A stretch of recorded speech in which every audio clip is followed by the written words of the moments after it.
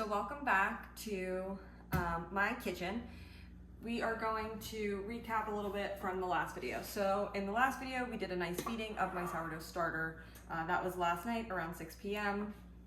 I ended up, the next morning, I got up and fed my starter around 5 o'clock, maybe 4:30ish, fed it again so I could bake with it today. So this is my ready active starter. That's what it looks like on the inside. So yeah, let's go ahead and get started. I like to use like a nice regular plastic bowl. I'll put that on my scale, set it to grams. I'll try and go for about 200 grams of my starter. Sometimes a little bit more, a little bit less. It's just on where I can get my starter. I follow a few different recipes and they're all kind of the same setup, so I don't really follow one exactly. I just kind of just go with what my starter will go to, because you always want to still have some starter left so you can feed it again, so you don't run out of starter. So, that's a lot. Okay, so 213 grams of starter, not too bad. I'm gonna bring that back to 0, and then I'm gonna add some more water.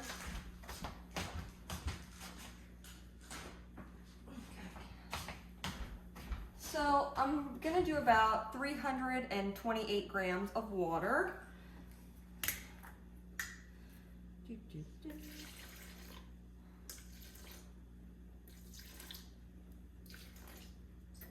Again, just trying to get as close to that number. A little bit more than I would like. It's about 335. Sometimes when I get a little bit too much, I just try to scoop out a little bit of the water.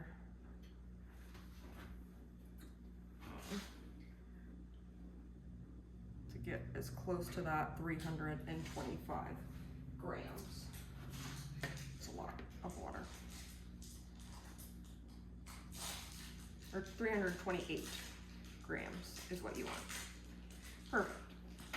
Okay, so now that we have that, then I'm gonna take this little mixing thing. I'm not crazy about this one just because the starter really gets stuck in between all the grooves of it, but it's the one I have. So I do like to take this off the scale just because I don't want to break my scale from stirring it. So I'll just mix it in until it gets like a nice milky texture.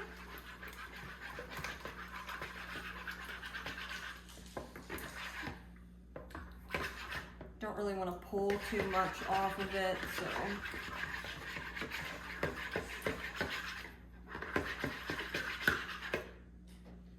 Not too bad.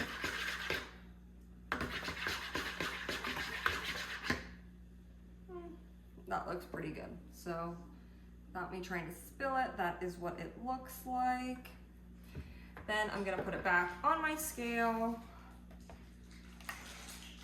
So I've seen a lot of recipes online that all follow the same kind of setup. It's normally around 328 grams of water and about 500 grams of bread flour. So before I add my bread flour, I actually like to add a little bit of olive oil. I've seen a couple recipes that add like 9, 11 grams of oil.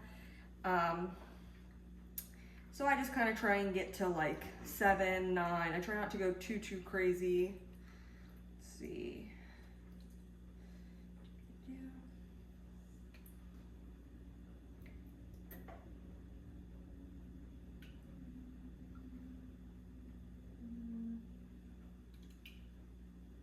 Cool. 10 grams of oil, olive oil, and I use regular olive oil, not extra virgin. Then after I add that in, I like to add in my bread flour. And I really just wing it. I don't like to use a spoon or anything because I feel like it's gonna get messy no matter what.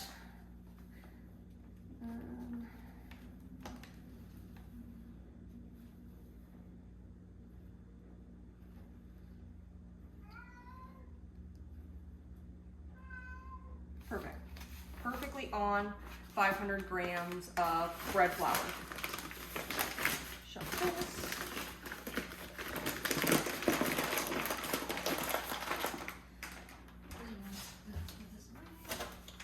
Okay, so then next I'm gonna add some salt.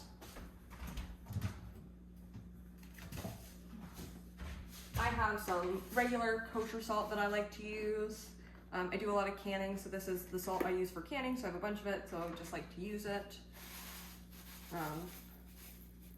I don't notice a big taste difference, like if it's super salty, so I also kind of like using this salt. And I'm gonna go for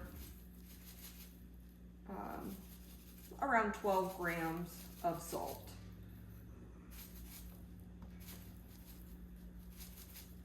Perfect. Cool. So once all of that is in, I'm going to go ahead and just mix it together. Just stir it in.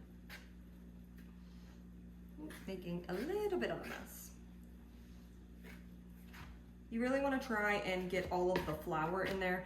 I've noticed that like when you don't get the flour all the way incorporated and you have a bunch of stuff stuck on the sides, it will kind of stay on the sides and it gets very messy to clean up. I don't like to put any of the sourdough starter down my drain, so I will fill it up with water and try to get all of that sourdough into the bowl, and then I'll just dump it in my yard. So just scraping down the sides and making sure that even underneath of it too, making sure you're getting all that flour incorporated. It's not gonna look 100% perfect. It's not like a nice normal dough. And at first, like it kind of seems like you don't have enough water, but trust me, just keep mixing, you'll get it all in.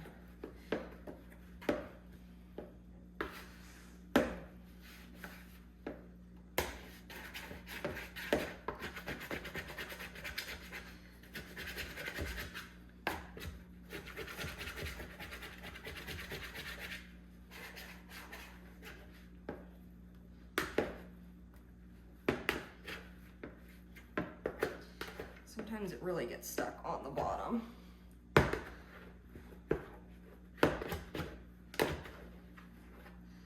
All right, so it doesn't look perfect.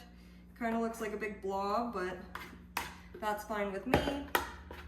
I like to wet my finger before cleaning this off, just because it helps the sourdough not stick to your finger a little bit. So, and then I'll just kind of get the sourdough off of my mixer.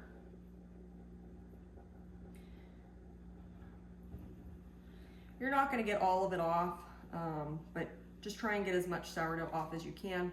I normally like to soak this in a cup and again, not put that water down my drain.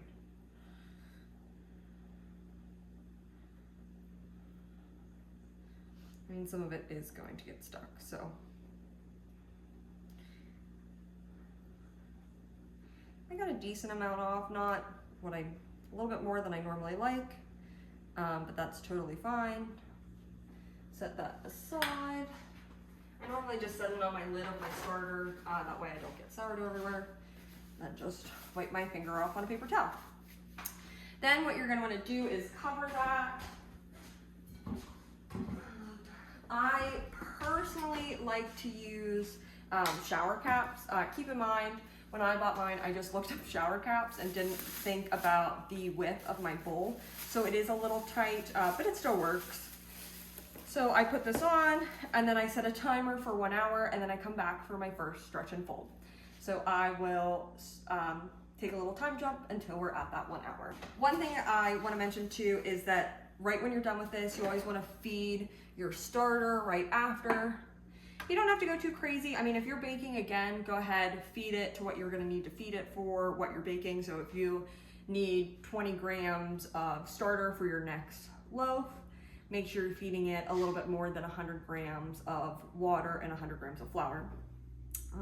I am not making a loaf tomorrow, so I'm just gonna give it a little bit of a feeding. Do about, say about 65.27 grams of water.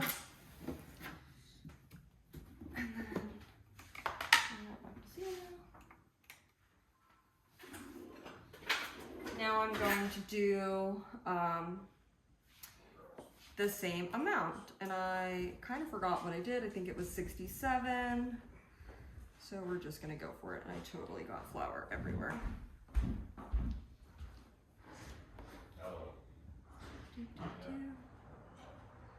Okay, so 68.18. I'd say that's good. It doesn't have to be perfect. I know a lot of people are like, it's gotta be equal. I live in Pennsylvania, so I feel like the humidity here maybe helps it a little bit become a little bit more liquidy. So if I have a little bit more extra flour, it's not a bad thing. And again, please tell me I have to change spatula. Perfect. Yeah, and I'm just gonna mix that up. And then same thing in my last video, I'm gonna set it aside with just the lid on it and let it rise again. I'm probably gonna put this back in my fridge because I'm not baking tomorrow, and I actually might leave it on my counter. I'm not sure if I will bake this weekend. I've been trying different types of loaves. I've done chocolate loaves and a pumpkin loaf. So I might be trialing, and I want to try and make a turkey loaf for Thanksgiving. So I'll probably be messing around this weekend making a loaf that looks like a turkey. So I am gonna just leave this out on my counter. If I was putting it in my fridge, what I would do is I'd let it double. Normally my starter actually will double in about 12 hours. So I would put that ring back on, tighten it up real tight, and stick it back in my fridge and leave it in there until I'm about ready to bake again. I normally like to feed my starter twice before baking with it. I just feel like it gets a better rise. Sometimes I feel like it can be a little, maybe just slightly inactive when it does sit in the fridge. So I like to bring it out and do a little bit of an extra feeding.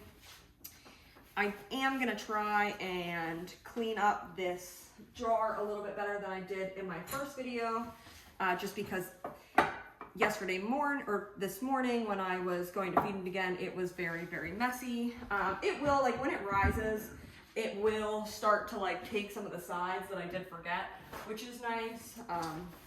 But I had a lot of caked on sourdough up at the top, and it just was getting all over my hands. So I'm just gonna do a little bit better of a cleaning. I don't have like the best jar to where it's straight open. There's a little lip on it, so it kind of gets a little stuck. And then bam, I'm just gonna set this aside. Okay, so it's been an hour. So now we're gonna start and do our first stretch and fold. Take this off, and then I'm gonna actually bring my camera in a little bit closer so you. For my first folding, I just do a basic. I lift it, I fold it over itself, I lift the next side, fold it over itself. I do this 4 times. I've been playing around with different kinds of folding methods. I like to start with this method first just because I feel like it gets it into that nice ball shape. And then that's all you do. I'm gonna wash my hands real quick, and then I'm gonna put the lid back on, and then I'm gonna wait 30 minutes until it's ready for its next stretch and fold. For this second stretch and fold, I'm gonna do a little bit of a different fold. So I got that off. Again, here's my timer. Wet your hands. So for this one, I'm gonna take from the middle, get a nice pull up, and then just plop it down. Then I'm gonna repeat that from the different angle, again, 4 times. I saw someone do this on Instagram, and I thought it was a different way to try, so I've been trying it out. They say that it like holds in some more of the air. So I've been playing with it a little bit.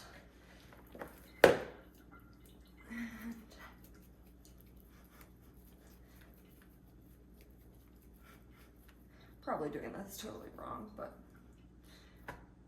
cool.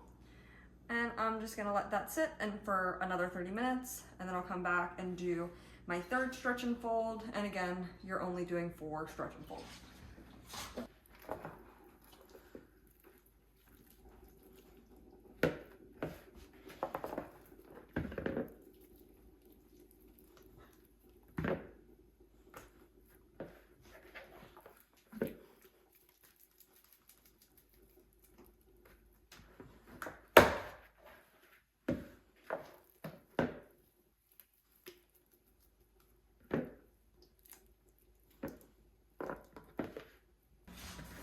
Okay, so now we are at the final stretch and fold.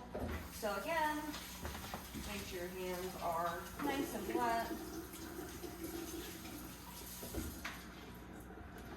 2 for stretch and folds. It's looking really good.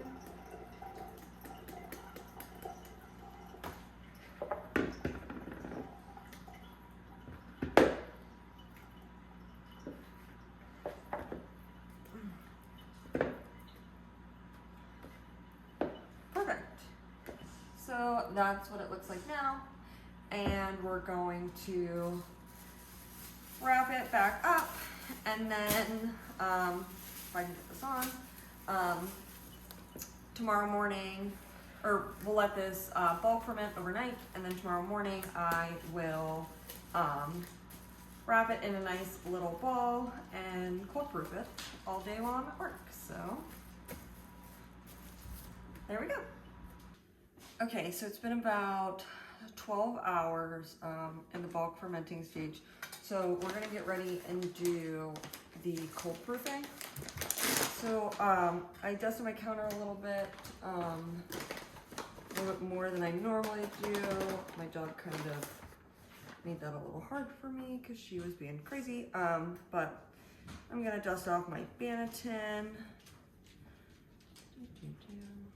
Get that looking good. I am using white rice flour. I used to actually use bread flour, and I saw that you're not supposed to use the bread flour because it adds too much gluten, so I started using the white rice flour. I haven't really noticed that big of a difference, but trying it out, seeing how it goes. Cool. Okay, so here is what she's looking like. She's definitely doubled. She's got some nice bubbles forming on her. Sometimes I feel like if she's too bubbly, she's overproofed. So yeah, she's looking pretty good for my liking.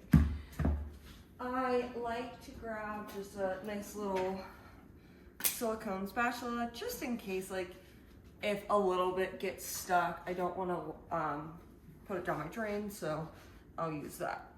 Just shake her out.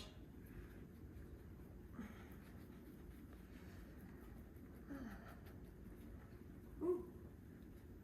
And she's coming out real nice. She came out really, really nice, so just a little bit left. I'll just scrape that out. Wow, she looks really, really nice. I'm really happy with. I'm gonna fill my bowl up just so I can get some of the extra little stuff that is on the side.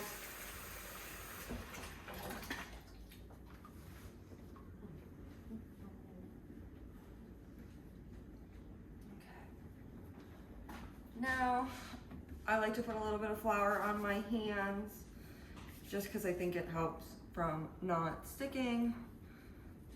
And then I just like to, nice little stretches. Ooh, she is.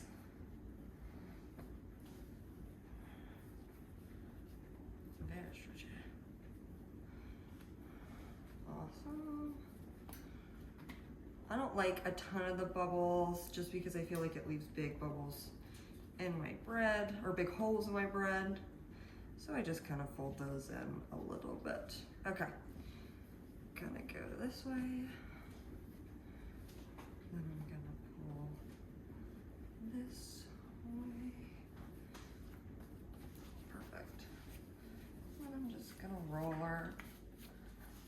I personally like this, just to start. I watched a lot of people online do the little, this thing. I haven't quite gotten that down perfectly to do my entire loaf like that. I personally just like to roll it up. So yeah, so now she's in a nice little ball.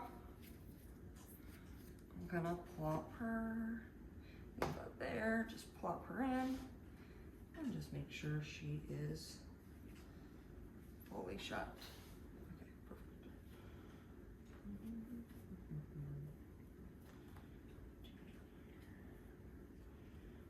I definitely might have used too much flour.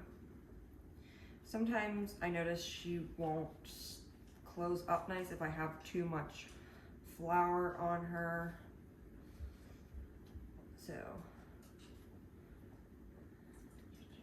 that's a little bit messy, but normally once I cold proof, she's fine anyways, so.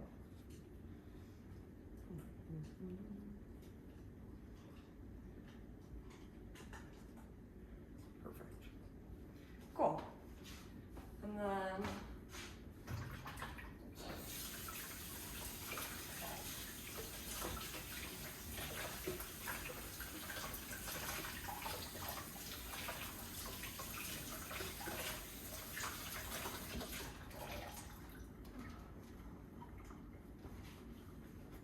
I'm just gonna put back on that shower cap. And I'm gonna stick her in the fridge for about 12 hours. Maybe a little bit more than 12 hours, just depending on what time I get to leave work today or get out of work today. She is sticking to this a little bit, so I'm just gonna add, maybe shouldn't add a little bit more flour, but I just don't want her to stick. So just like to add a little bit. There we go. And in the fridge she goes. And I will come home and I will bake her. Sweet. One thing I did also want to mention is just to show you what my starter looks like 12 hours. So she's definitely looking good. I'm not going to feed her. If I was going to bake tonight, I would feed her again, but I don't think I'm going to bake tonight. I'll probably bake tomorrow, so I'll feed her tomorrow or tonight, and then she'll be ready for tomorrow. It has been 12 hours since I put this in the fridge, so I'm just gonna set it out on my counter, let it warm up just a tad. I have my oven preheated to 450 degrees. I also have my Dutch oven in there along with a pan down at the bottom. The pan down at the bottom will actually help prevent the loaf from burning on the bottom. So yeah, I'm gonna let that preheat, and then I'm gonna come back and show you how I start cooking or baking. Okay, so now since that's preheated, I'm gonna go ahead and score my dough. Do a little bit of this. Let's do something. I've just been playing around with different designs.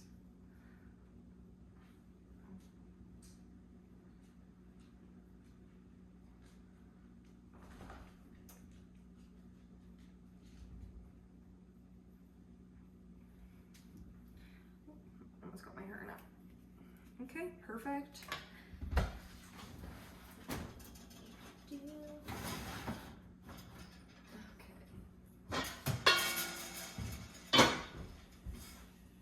I prefer to put it on parchment paper. I do have one of the silicone mats that I was using, but I felt like it kept leaving a ring in the bottom of my Dutch oven.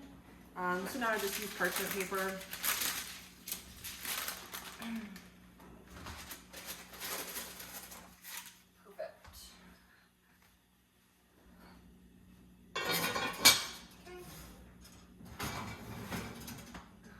Then I'm gonna leave that in there covered for about 25 minutes, and then I'm gonna uncover it and leave it for 30 minutes to finish cooking. So I will come back when my loaf is done. Here is the finished loaf. She's looking pretty good. I'm gonna definitely wait about 3 to 4 hours to cut her. That way she doesn't get gummy on the inside, but she's really hot right now and just pulled her out of the oven.